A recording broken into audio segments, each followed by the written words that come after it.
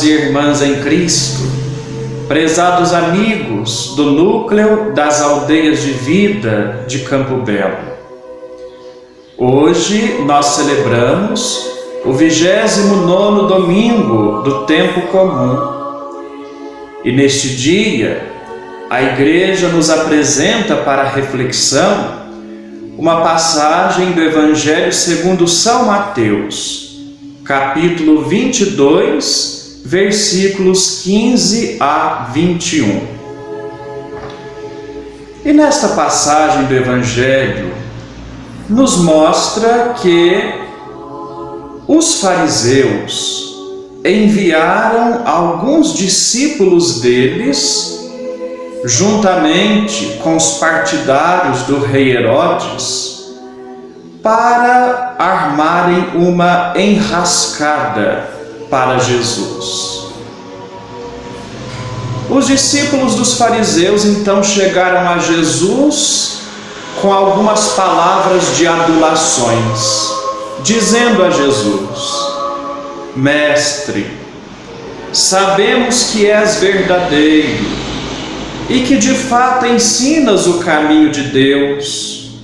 Não te deixas influenciar pela opinião dos outros, pois não julgas um homem pelas aparências. Dize-nos, pois, o que pensas. É lícito ou não pagar imposto a César?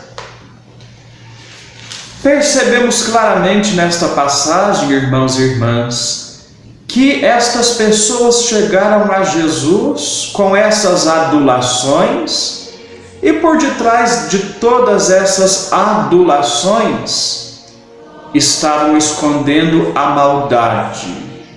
maldade pela qual eles queriam colocar Jesus em uma situação difícil para terem um motivo para acusá-lo. Quando eles perguntam a Jesus se era lícito ou não pagar o imposto a César, o que estava por detrás desta pergunta? É o seguinte: naquele tempo, a Palestina, onde Jesus viveu, estava sob o domínio do Império Romano. César era o imperador e o imperador cobrava pesados impostos do povo, impostos injustos para explorar o povo. Havia entre o povo, portanto, muita gente que era contra aquela cobrança excessiva e injusta de impostos. Portanto, quando os fariseus levam esta pergunta a Jesus, eles fizeram uma emboscada para Jesus. Porque se Jesus respondesse que o povo não deveria pagar o imposto ao imperador, os fariseus então iriam acusar Jesus de ser um subversivo. Iriam acusar Jesus dizendo que Jesus estava incitando o povo contra o império. E então teriam um motivo para prender Jesus. Por outro lado, se Jesus respondesse que o povo deveria sim pagar o imposto injusto para o imperador, então os fariseus teriam outro motivo para acusar Jesus. Eles diriam que Jesus estava do lado do imperador opressor e contra o povo.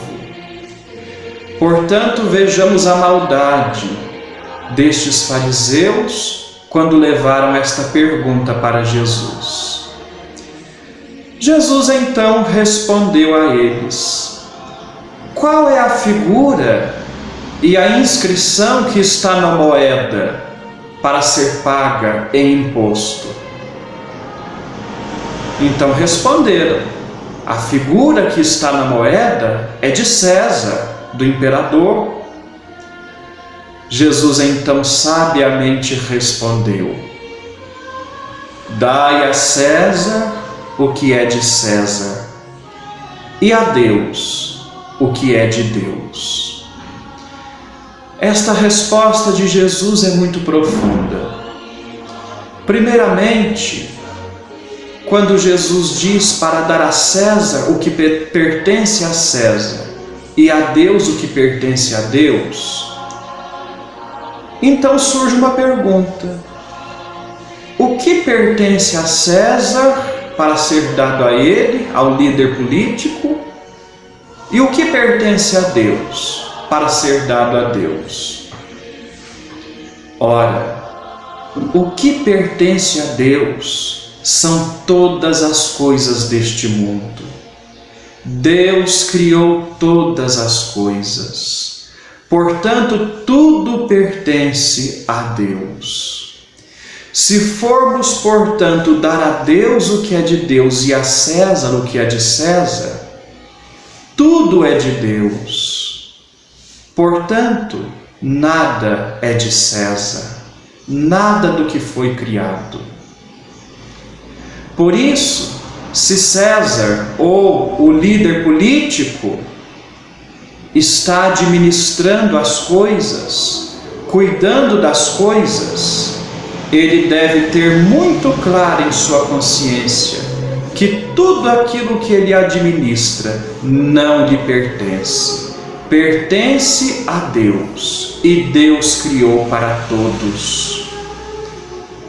Portanto, se César ou o líder político está governando, ele deve saber que ele está administrando aquilo que Deus criou para todos. Por isso, César ou o líder político deve administrar todas as coisas que pertencem a Deus, criadas para o bem de todos. Tudo isso deve ser administrado conforme os critérios de Deus. E quais são os critérios de Deus? Os critérios de Deus são a justiça, a verdade e a caridade. O líder político, portanto, deve governar conforme a justiça, ou seja, respeitando o direito e a liberdade de todos. O líder político, ou César, deve governar conforme o critério da verdade, ou seja, governar segundo as normas da honestidade e não da corrupção. César, ou o líder político, deve governar também conforme os critérios da caridade. A caridade que leva a pensar no bem, sobretudo dos mais frágeis, dos marginalizados e dos mais pobres. Esses são os critérios de Deus para governar tudo aquilo que Deus criou, conforme os critérios de Deus e pelo bem de todos, pois tudo pertence a Deus. Em segundo lugar, podemos tirar outro ensinamento desta resposta que Jesus deu. Quando no Evangelho diz que lá na moeda está a imagem de César, a imagem do líder político, gravada no dinheiro, aí vem a pergunta: e a imagem de Deus? Onde está a imagem de Deus? A imagem de Deus está no ser humano, pois a palavra de Deus nos ensina que Deus criou o ser humano à sua imagem e semelhança. Portanto, se a imagem de César, o líder político, está no dinheiro, a imagem de Deus está na pessoa humana, em cada ser humano. Com isso nós aprendemos o seguinte: qual é o valor maior? O valor maior está onde se encontra a imagem e semelhança de Deus, no ser humano. O ser humano, portanto, é o valor maior em relação a todos os outros valores criados pelos seres humanos. Não há valor que se sobreponha ao valor de uma pessoa humana. Portanto, todos os outros valores, todos os outros recursos, todas as outras riquezas devem ser colocadas a serviço do ser humano, aquele que possui o valor maior, porque traz em si a imagem e semelhança de Deus. Em terceiro lugar, irmãos e irmãs, quando Jesus nos diz para dar a Deus o que é de Deus, a Deus nós devemos dar toda a glória, a Deus toda a adoração, a Deus toda a nossa veneração. A nenhum outro ser humano devemos atribuir a glória, a adoração que só podem ser atribuídas a Deus. Não podemos endeusar nenhum ser humano. Não podemos tratar nenhum ser humano como se fosse Deus. Aliás, é exatamente isto que nos ensina a primeira leitura do profeta Isaías, quando lá o Senhor diz o seguinte: eu sou o Senhor, não existe outro, fora de mim não há Deus. Deus está aqui nos dizendo de maneira muito clara que ninguém pode ser tratado como um Deus, ninguém pode ser idolatrado, porque Deus é só um, nosso Pai, que nos criou com amor e com amor cuida de todos. E como é importante nós pensarmos isso, sobretudo nestes tempos em que nós vivemos, quando muitas vezes, muitas pessoas tendem a idolatrarem, endeusarem algumas figuras políticas às vezes. Então é importante nós pensarmos nisso. Será que muitas vezes nós não estamos endeusando também algumas pessoas? Lá na palavra de Deus, no Salmo 145, diz o seguinte: não ponhais vossa fé nos que mandam, não há homem que possa salvar. Ao faltar do respiro, ele volta para a terra de onde veio, e neste dia seus planos perecem. E o Salmo 61, versículo 10, ainda diz: todo homem a um sopro se assemelha, pois os filhos dos homens são mentira e ilusão. Se subissem todos eles na balança, pesariam até menos do que o vento.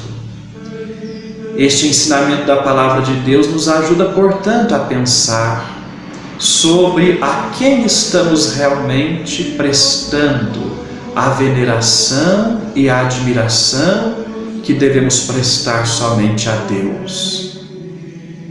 Não podemos colocar nossa esperança, nossa fé e nossa confiança naquilo que é frágil e contraditório. Nossa fé, nossa esperança e nossa confiança devem ser depositadas unicamente em Deus, somente nele. Que possamos, portanto, diante desse ensinamento tão profundo e tão bonito que Jesus nos dá hoje neste Evangelho, viver uma fé também consciente, uma fé serena, uma fé madura, que nos leve a viver conforme os critérios de Deus, a dar somente a Deus a honra e a veneração que pertence só a Ele, a não endeusarmos ninguém e buscarmos viver também no nosso dia a dia, naquilo que Deus nos confia, conforme os critérios da justiça, da verdade e da caridade. Esses são os critérios de Deus, Deus que criou todas as coisas, pelo bem de todos, e coloca tudo em nossas mãos, para que cuidemos de tudo e administremos todas as coisas, conforme os critérios dele. Louvado seja nosso Senhor Jesus Cristo. Para sempre seja louvado.